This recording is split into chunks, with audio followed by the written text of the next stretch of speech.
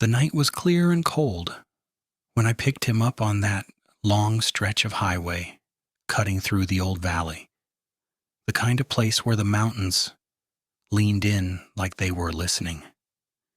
He stepped out from the shadows with a calm smile, his clothes dusty, his eyes reflecting the truck's headlights like polished stone. I told him to hop in, glad for the company after hours of driving, and he climbed up with an easy warmth that settled the cab. We talked about nothing at first, simple things. The road, the weather, the towns that used to sit in the hills before people abandoned them. He laughed softly at my jokes, his voice steady, but every so often his shoulder twitched in a sharp, strange motion. So fast I wasn't sure I'd seen it right, I brushed it off, blamed the light or my tired eyes, and kept the truck rolling toward the ridge. He watched the dark tree line passing by and asked if I knew anything about the valley's older stories, the ones people didn't tell visitors.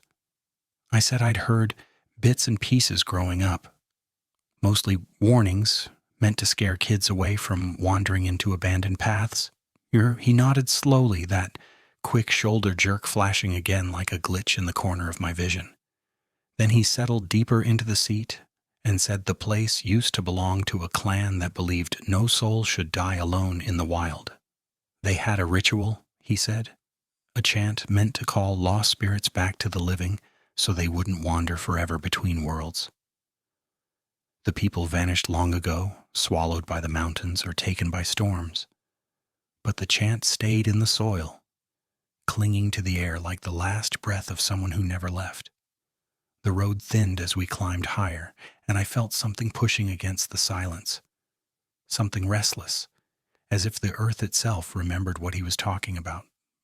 He said travelers sometimes heard voices on this stretch calling their name from behind the trees, and those who answered felt a cold hand on their shoulder before everything went dark. I laughed it off, pretending it was just another one of those rural tales. But he looked at me with an expression that seemed almost protective, like he wasn't warning me for the story's sake, but for mine. When he spoke again, his words flowed with a calm certainty that made my skin tighten.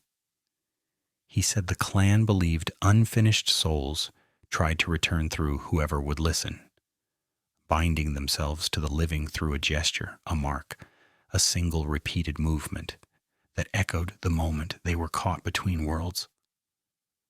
His shoulder twitched again, harder this time, and the air in the cab shifted.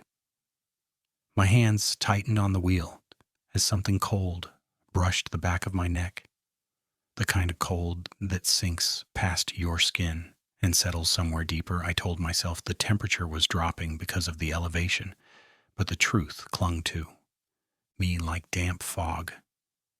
He kept talking, his tone soft, saying the ritual never fully faded and the spirits trapped here still reached for anyone who passed by at the wrong hour.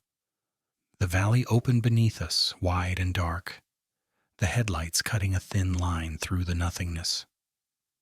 He said some souls weren't meant to return and stayed stuck, flickering between forms, waiting for someone to carry them the rest of the way. As he spoke, I caught movement in the mirrors, a figure walking along the road behind us, too close, too still, its shape bending with the shadows like it wasn't completely solid.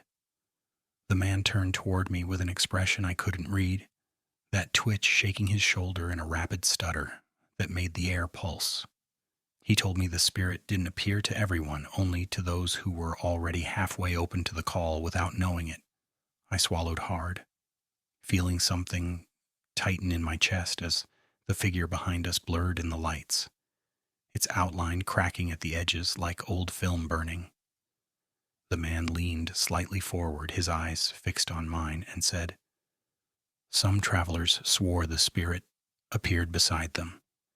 In the same breath they heard the chant, stepping out of the story and into the seat next to them as if it had been waiting for that moment to cross over. I felt the cab closing in, shrinking, the hum of the engine fading under a rising pressure that filled the space between us.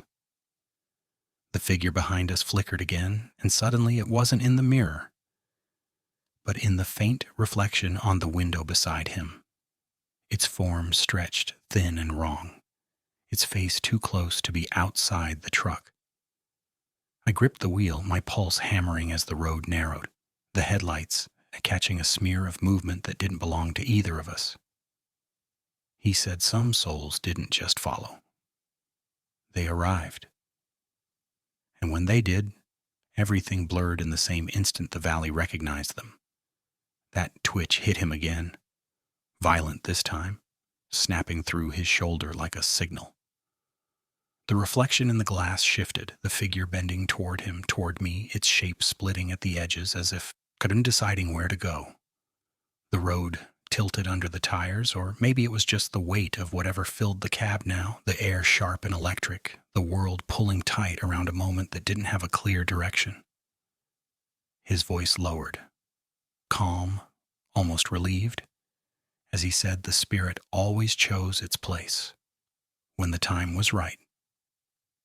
The twitch hit him one last time, sharp and deliberate, and the seat beside me shifted as if someone heavier had just settled into it. I turned, but the man was no longer there. Only the shape of something sitting in his place remained, forming in the dim reflection of the window, its outline bending toward me as the air tightened around my chest. Something brushed my shoulder, cold and certain,